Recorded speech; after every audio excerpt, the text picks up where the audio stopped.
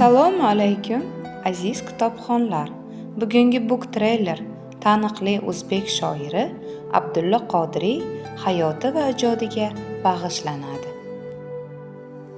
Abdulla Qodiriy 1894-yil 10-aprel Toshkentda bog'bon oilasida tug'ilgan.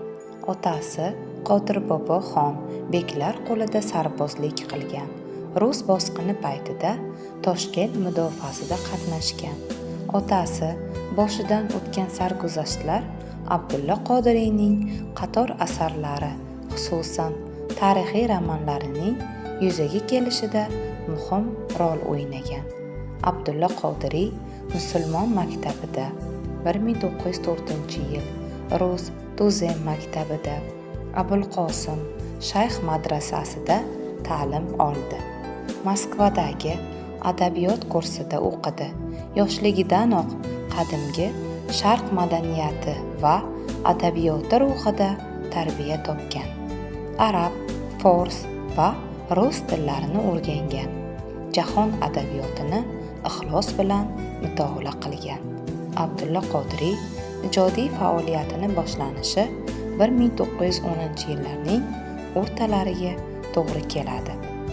Abdulla Qodiriy zukko, tilshunos, zabardast tarjimon sifatida ham katta ishlar qildi. U tatar fizik olimi Abdulla Shunosiyning Fizika, Gogolning O'ylanish, Anton Chexovning Olchazor asarlarini o'zbekchaga tarjima qildi. Qozonda bosilgan to'la ruscha-o'zbekcha lug'atni tuzishda ishtirok etgan.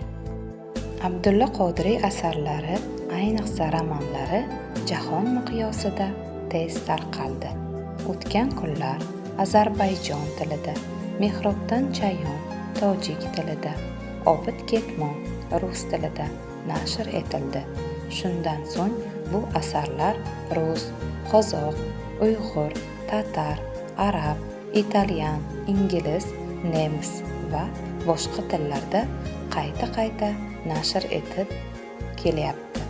Abdulla Qodiriyning 44 yillik umri, 20 yillik ijtimoiy va ijodiy faoliyati davri keskin kurashlar, ta'qib va tahdidlar ichida o'tdi. Rostgo'y adib sho'ro davri haqidagi badiiy asarlarida, publitsistikasida sho'ro voqeligiga xos ziddiyatlarni, siyosatdagi xato va kamchiliklarni xolis turib ko'rsatishga jazm etdi. Abdulla Qodiriy 1937-yil 31 dekabr kuni hibsga olindi. 9 oylik qamoqdagi so'roq tergovdan so'ng Cho'lpon, Fitrat kabi maslakdoshlari bilan birga qatl etildi.